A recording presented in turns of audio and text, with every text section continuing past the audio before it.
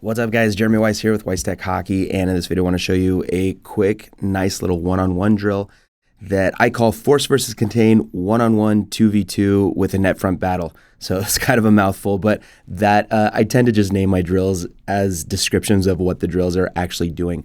So let's go ahead and look at the rink. This is a half-ice drill, and I've used it that way. It works wonderfully that way.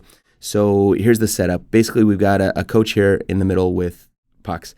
Then we've got a defenseman here, and then I've done this with two sets of forwards on each side.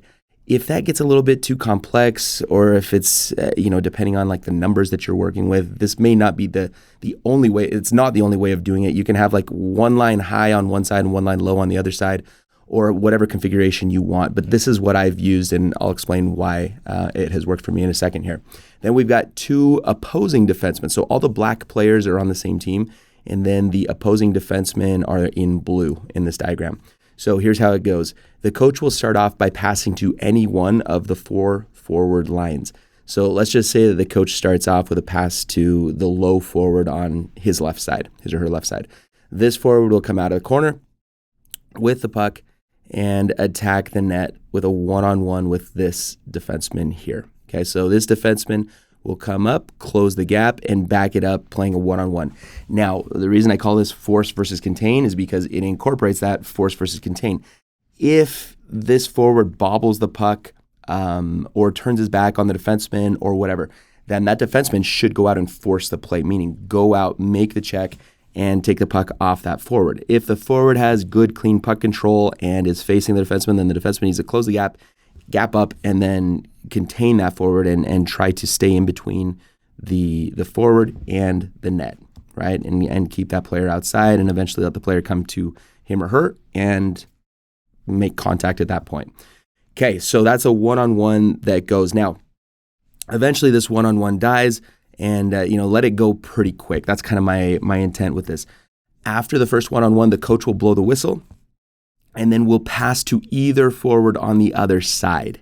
Okay, so it could be a low corner and then a second low corner, or you could go low corner on one side and then the high forward on the other side.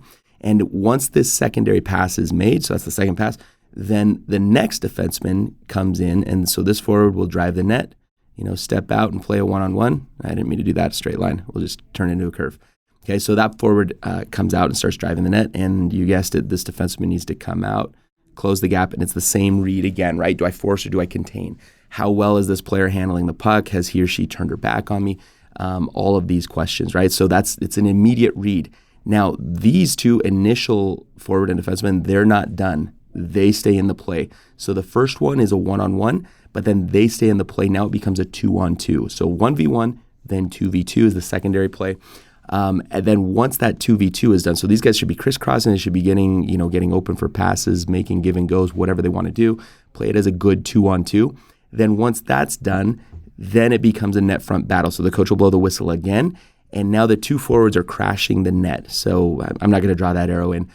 Two forwards are crashing the net with the two defensemen trying to keep them from being able to set screens and get rebounds and tips and things like that.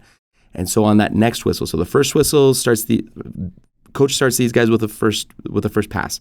On the first whistle, then the next pass is made. Okay, then on the next whistle, coach is going to pass to either one of the two defensemen, and this can and should be in a different order every single time. So let's just say the coach passes to this defenseman first. Okay, and then that defenseman steps and shoots, and the two forwards and the two defensemen are battling in front. Then you guessed it, one more whistle, and the last pass is made to the other defenseman who steps in and shoots, and it's one more battle in front. So a one-on-one, a two-on-two, and then two net front battles in a row. And that's it. So once all of that has taken place, and the coach blows a whistle one last time, everybody rotates out, and the coach goes again. Now, the only warning I would say is when you set up with four groups of forwards is you kind of have to keep mental note of who you've already started. So don't always just only be passing to the same line. So maybe on the next rotation, you go to the high forward on one side first and the low forward on the other side, or, you switch it up how you do. But just try to make sure that you're giving a variety of options there, or a variety of who starts, so that the players get good reps at every place. The forwards should all rotate lines after they go. The defensemen should rotate out and let the shooting defenseman come in and play defense. And like I said, depending on how many players you've got going, then you need to rotate this accordingly. But it's a fantastic little drill, lots of action, lots of one-on-ones, lots of battles. It kind of incorporates every type of competition situation. Most types of competition situation you would find yourself in a game. And that's it. So for more drills like this, make sure you check us out at weisstechhockey.com, and we'll see you again in the next video.